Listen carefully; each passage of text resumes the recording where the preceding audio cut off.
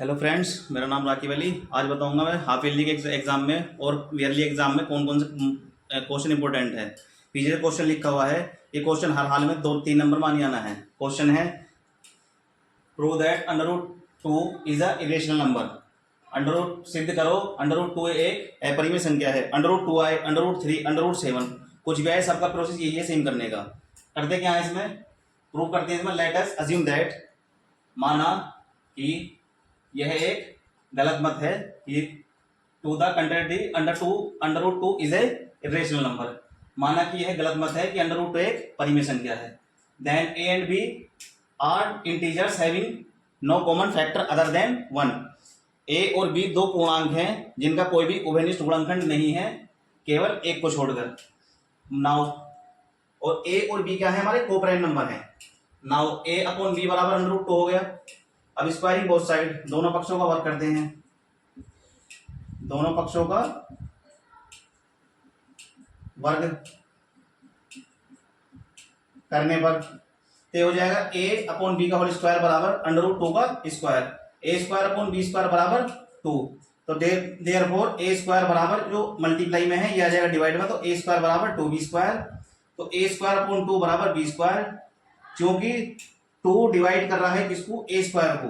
2 divide ए, 2 ए को भाग दे रहा है, तो जो है 2 किसको भाग करेगा, अगर 2 ए स्क्वायर को भाग कर रहा है तो 2 जो है हमारा ए को भाग करेगा।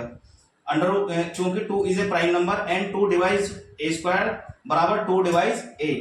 क्योंकि 2 एक प्राकृतिक संख्या है तथा जो ए स्क्वायर को विभाजित करता है तो वो ए स्क्वायर ए को भी विभाजित करेगा। अब दोबारा से माना a बराबर 2c, एक तीसरा नया इंटीजर्स मान लिया हमने, कोई इंटीजर है c। इक्वेशन फर्स्ट में से रख देते हैं हम, a बराबर 2c। समीकरण फर्स्ट में रखने पर a बराबर 2c तो हो जाएगा हमारा 2c का होल स्क्वायर बराबर 2b स्क्वायर, 4c स्क्वायर बराबर 2b स्क्वायर। 2 से हमारा 2 से 4 कटेगा, 2c स्क्वायर बराबर b स्क्वायर, c स्क्वायर बराबर b स्क्वायर अपॉन 2। अब 2 किसको डिवाइड कर रहा है, 2 हमारा b स्क्वायर को डिवाइड करेगा और b को डिवाइड करेगा। 2 हमारा b को डिवाइड कर रहा है और 2 b स्क्वायर को डिवाइड करेगा। अब चूंकि 2 इज ए प्राइम नंबर है, जब 2 एक प्राइम नंबर है, 2 हमारा b स्क्वायर को डिवाइड कर रहा है और 2 हमारा b को डिवाइड कर रहा है। चूंकि दो a तथा b का एक उभयनिष्ठ क्या है, हो गया गुणनखंड हो गया। क्योंकि 2 यहाँ पे जो है a को भी a स्क्वायर और a को भी डिवाइड कर रहा है, 2 b स्क्वायर और b को भी डिवाइड कर रहा है, तो 2 हो गया हमारा एक उभयनिष्ठ गुणनखंड। thus 2 is a common factor but contradicted fact a and b having no common factor other than 1। लेकिन हमने माना क्या था कि सिर्फ एक कॉमन फैक्टर है हमारा 1, कोई भी कॉमन फैक्टर नहीं है। लेकिन यहाँ पर आ गया, यहाँ पे एक और आ गया कॉमन फैक्टर हमारा कितना, 2। तो लेकिन मत था कि a तथा b का कोई भी उभयनिष्ठ गुणनखंड नहीं है केवल एक को छोड़कर। then contradiction arise by assuming that under root 2 is a rational number। लेकिन हमने माना क्या था, हमने माना था कि अंडर रूट 2 क्या है, रेशनल नंबर है।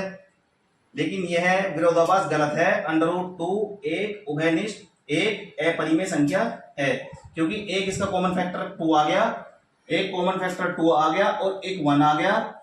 और एक दिया हुआ है हमारा फॉर विच नेचुरल नंबर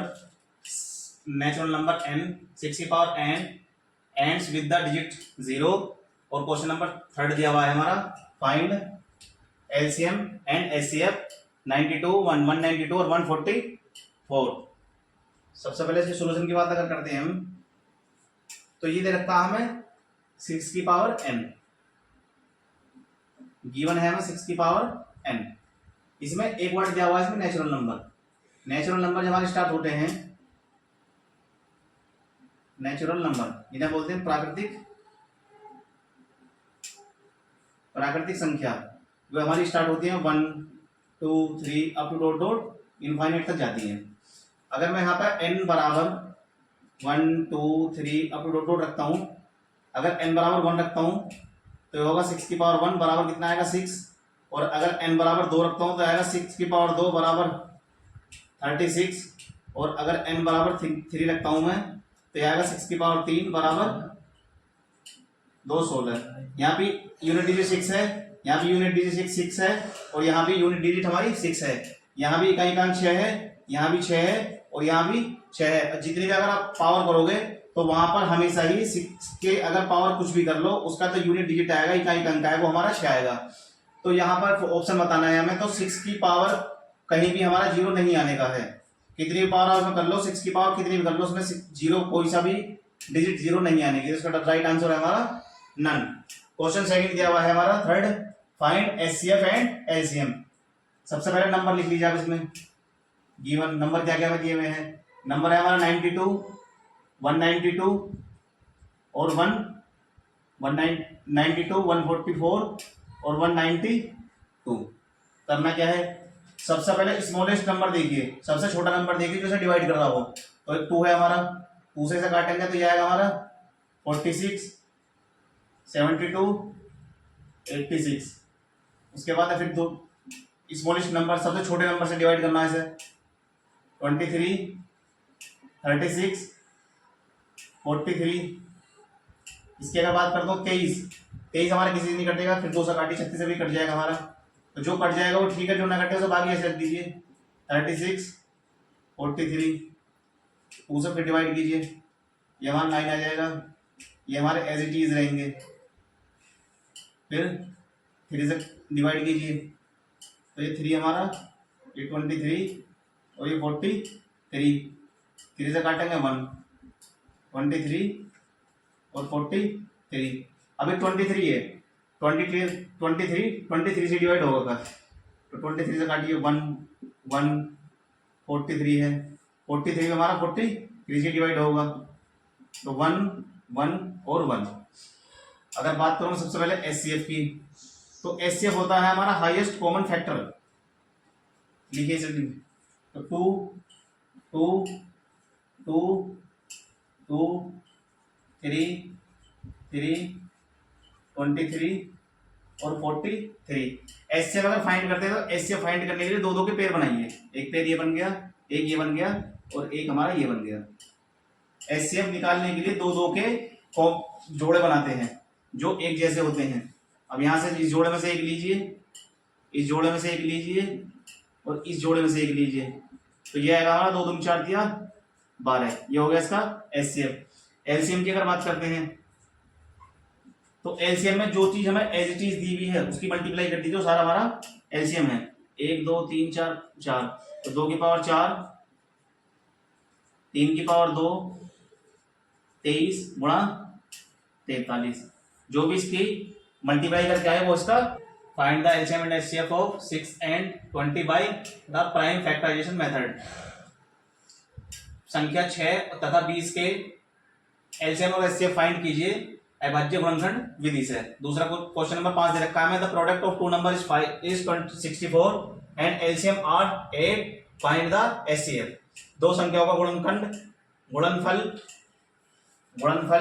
64 है तथा एलसीएम 8 है, तो एचसीएफ बताइए। अगर क्वेश्चन नंबर 4 की बात करूं, पहले क्वेश्चन नंबर 4 का सोल्यूशन है, गिवन हमें नंबर दे रखे हैं 6 और 24। अगर मैं 6 को देखूं तो 6 किससे बनता है, 2 × 3 और 2 की पावर 1, 3 की पावर 1, क्योंकि हमें से पावर 1 रहती है। 20 किससे बनेगा हमारा, 20 बनेगा हमारा 4 × 5, और 4 को लिख सकता हूं मैं क्या, 4 को लिख सकता हूं मैं 2 × 2 और × 5, इसकी पावर 1, इसकी पावर 1, इसकी पावर 1। तो बाय कौन सा है, फैक्टराइजेशन मेथड, फैक्टराइजेशन। अगर मेथड की बात करूं मैं अभाज्य गुणनखंड विधि से,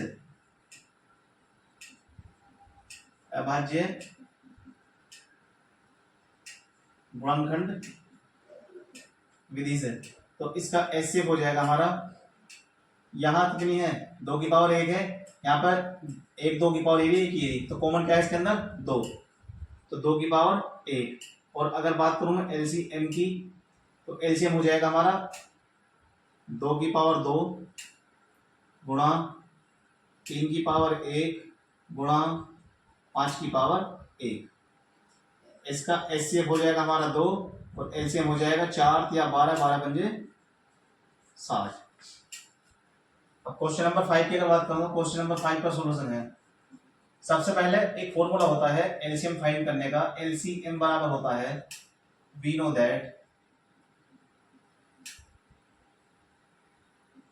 दैट एलसीएम बराबर होता है product of two numbers upon HCF. LCM बराबर होता है हमारा दो संख्याओं का गुणनफल अपॉन एचसीएफ। ये हो गया हमारा फॉर्मूला। अब हमें गिवन है, अगर क्वेश्चन की बात करूं, क्वेश्चन में दे रखा है तो प्रोडक्ट ऑफ टू नंबर्स कितना है, तो प्रोडक्ट कितना रखा हमें, प्रोडक्ट ऑफ टू नंबर दे रखा है 64 और एलसीएम दे रखा हमें, एलसीएम दे रखा हमें 8। ऐसे फाइंड करना है, फॉर्मूला में पुट कर दो वैल्यू। तो एलसीएम बराबर प्रोडक्ट ऑफ टू नंबर्स कितना है 64 अपॉन एचसीएफ, और एलसीएम बराबर कितना रखा हमें 8। तो एचसीएफ बराबर हो जाएगा हमारा 64 अपॉन 8, एचसीएफ बराबर 8। ये एलसीएम, अगर हमें एलसीएम दिया हुआ है तो आसानी से एलसीएम और टू प्रोडक्ट दे रखा है दोनों को, तो एचसीएफ आसानी से फाइंड कर लेंगे। अगर हमें एलसीएम दे रखा है और एचसीएफ दे रखा है तो इससे हम दो संख्याओं का गुणनफल ज्ञात कर सकते हैं। अगर हमें एलसीएम दिया हुआ है, एचसीएफ दिया हुआ है और दोनों में से कोई एक नंबर दिया हुआ है, तो दूसरा नंबर हम इससे आसानी से फाइंड कर सकते हैं।